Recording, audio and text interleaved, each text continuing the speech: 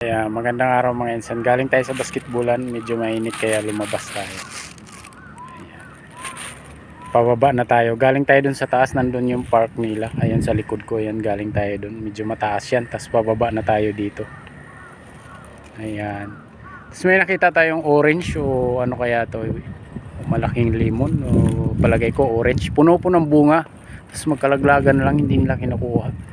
Siyempre vlog natin. Ganon din yung sa Nagasaki, pero sa Nagasaki dati 2012 pa yun, medyo matagal na. May reason sila dahil daw walang kumukuha doon. Magkalaglagan lang din nakita namin yung parang maliit na orange pungkan. Kasi daw galing sa atomic bomb nung nilaglag sa Nagasaki. May radiation pa daw.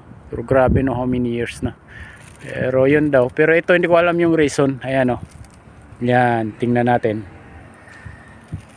Close up natin yung video. Tayo dyan pababa, tapos may ano dito yan, oh, may hagdanan pababa, parang shortcut.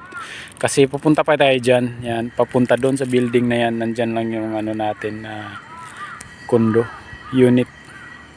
So may nakita tayo dito, ayan oh. Ang daming bunga pero Yokohama na to eh. So wala namang radiation na. Ano kayang reason nila bakit di nila kinukuha? I-close up natin ha. Try natin i-close up. Maraming bunga yan. Ayan o. Kaso baka sitain tayo, malaglag tayo. Huwag naman sana. Close up natin. Ang lalaki niyan. Ayan o, grabe.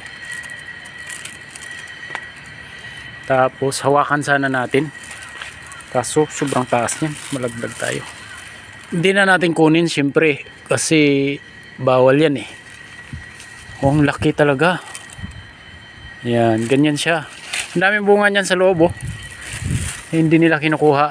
Baba tayo han. Tapos yung iba nagkalaglagan na lang, medyo delikado. Sobrang taas niyan. Yung safe na tayo.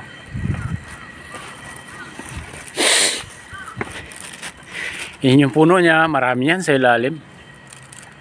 Ayan. Tapos hinawakan na natin yung gaano kalaki. Tapos pakita ko sa inyo nagkalaglagan. Ayan, may dalawa doon na nalaglag. Ayan. Ayan, meron pang isa doon. Grabe ang laki. Pero of course gusto sana natin tikman, bawal naman eh. Yun lang. Hindi. Mamaya may camera dyan, bad record pa yung mga Pinoy, di ba? Ay, huwag na tayo makialam. Mahal yan pagka, pero hindi ko alam kung kaparehas niyan.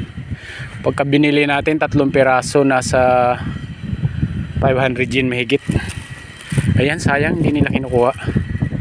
Ayan lang po, hindi ko alam anong reason. So uwi na tayo.